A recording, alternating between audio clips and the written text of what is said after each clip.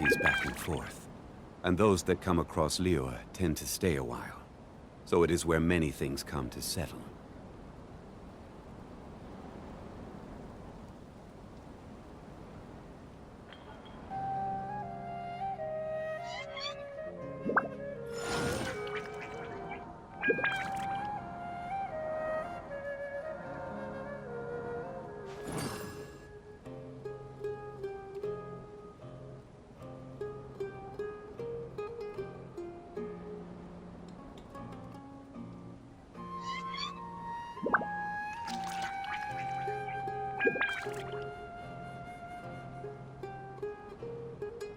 Osmanthus wine tastes the same as I remember.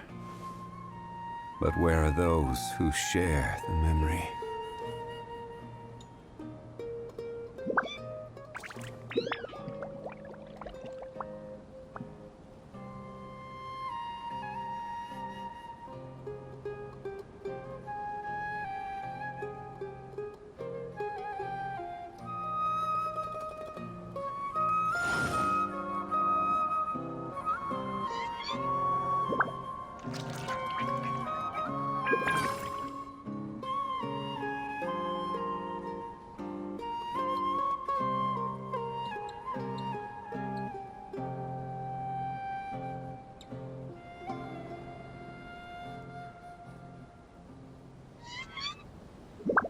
Osmanthus wine tastes the same as I remember. But where are those who share the memory?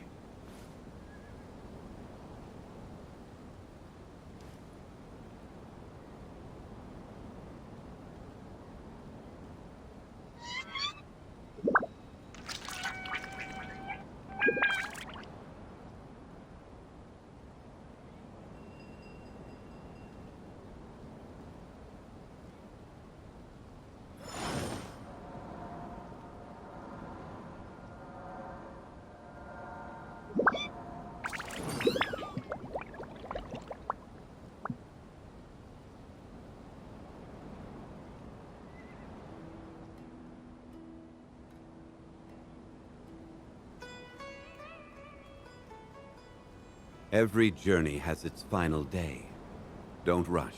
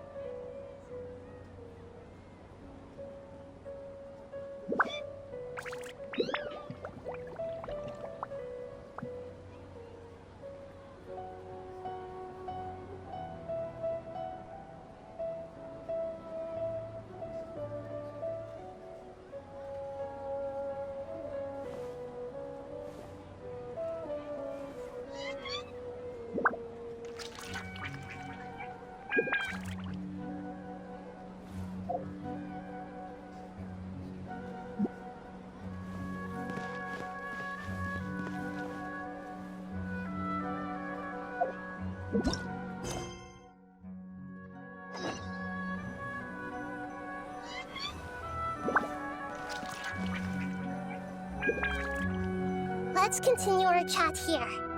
Okay, so do you have any ideas on how we can investigate the sages, Nahida? Actually, I've already done a little bit of work on that.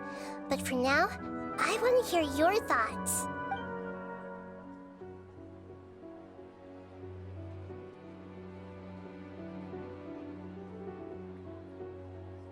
I've already tried that, but all the key members of the Academia, even the core 30 guards, intentionally avoid wearing their Akasha terminals.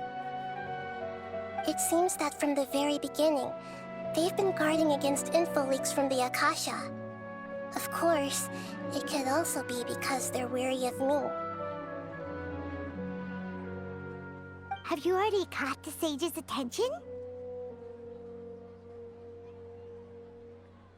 I'm guessing not yet, but distrusting me would make perfect sense if they've ever paid attention to the urban legends about me. In any case, I probably can't take over their minds directly.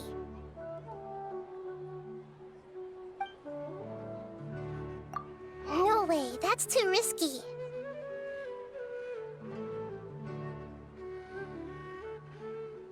You mean it'd be too easy to get caught? No, it's not that. We shouldn't involve innocent students in this. A single mistake could doing that would be ignoring the safety of my people for my own selfish goals. How is that any different from what the sages are doing? That's a good point. Spoken like the god of Sumeru. We're in the dark as of now. Since we still don't know anything about their goals, any rash move could tip them off and lead to terrible consequences. After all, every person in Sumeru City is one of their hostages.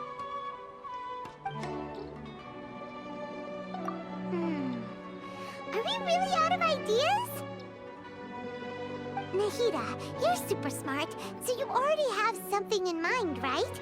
Don't keep us in suspense. Spill the beans already. According to a popular theory from the Vahumana Darshan of the Academia, rejecting impractical motions at the beginning of a planning session will give more weight to the actual proposal. Okay, but aren't you the god of wisdom? You don't have to use that kind of gimmick to make us take your ideas seriously. Well, I've been thinking that if I can't directly possess the leaders, and if I can't get ordinary people involved, then I should find someone who's already involved, but hasn't decided to side with the sages. You're saying we should recruit a spy? That does sound like it could work. Oh, before coming back, we met someone named Alhaitham. He seems like he acts alone, and he likes doing stuff behind the Academia's back. They probably aren't in cahoots. Actually, I already have someone in mind. Do you still remember that female scholar named Sataria? Sataria. Paimon remembers now. Isn't she the one who's always trailing behind the Grand Sage of the Academia? We ran into her basically every time the Sumeru Festival repeated itself. You could even say we're old enemies by now. Paimon still remembers the smug and mean way she always spoke to Nilou. I've always liked observing all kinds of people, and Sataria has always stood out from the crowd. She was born in the desert and was hailed as their greatest genius. Her academic gifts allowed her special admission into the Academia, and also gave her the opportunity to serve as the sage's assistant. Oh, Paimon didn't know she was from the desert. She must be pretty special then. Paimon feels like most of the desert dwellers around the city are working as mercenaries. The name Sataria means star. When she lived in the desert, she shone like the brightest star in the night sky. Later on, she was chosen by the sun. The star was given a place in the daytime sky to complement the sun's dazzling light. Soon after, the star witnessed the sun scorching the earth, which brought forth many disasters. The star began to waver. Instead of staying beside such a sun, wouldn't it be better to return and light up part of the night sky? But in the end, she couldn't give up the radiance of daytime. To cope with her shame, the star buried her guilt and closed her eyes.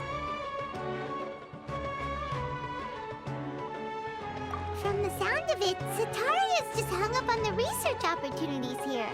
But she doesn't really support the Academia.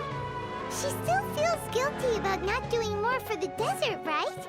She's just running away from her problems. Indeed. When they are presented with complex moral issues, many people will simply plug their ears and go with the flow until the problem can't be fixed anymore.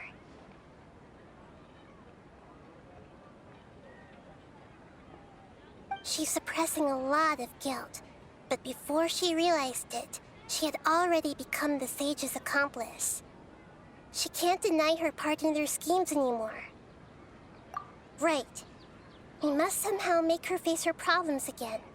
That way, not only can we get useful intel from her, but she can also use it as an opportunity to redeem herself. From my past observations, Setaria will take a day off from the academia every 10 days to do some shopping in the city. Tomorrow afternoon just happens to be a shopping day for her. That'll be our chance. To prepare, let's go check out some of her favorite spots and have a quick chat with a few of the vendors there.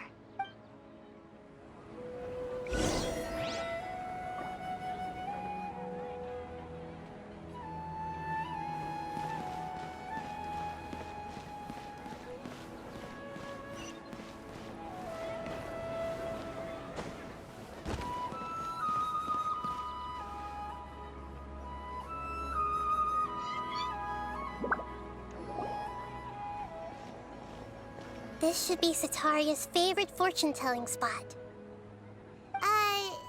So should we ask the fortune teller about Setaria? No, I already have enough information on Setaria. The most important thing now is for you to pay attention to the vendor's talking style and key characteristics. Talking style and key characteristics? My poor lost lambs. Have you become troubled over your fates? The divine voice of wisdom often echoes between mine ears. If thou be blessed today by the gods, I may be able to show you the way. Huh? Really? Nahida, you've been whispering things to her? Shh. My friend here has some doubts regarding his future. Can we get a fortune reading for him? Of course, of course. In that case...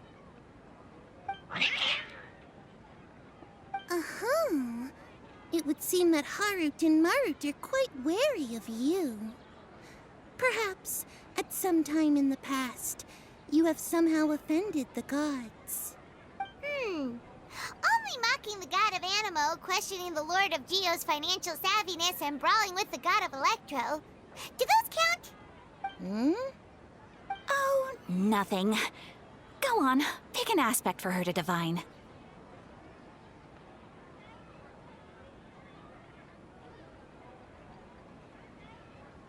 Love prospects? No problem at all.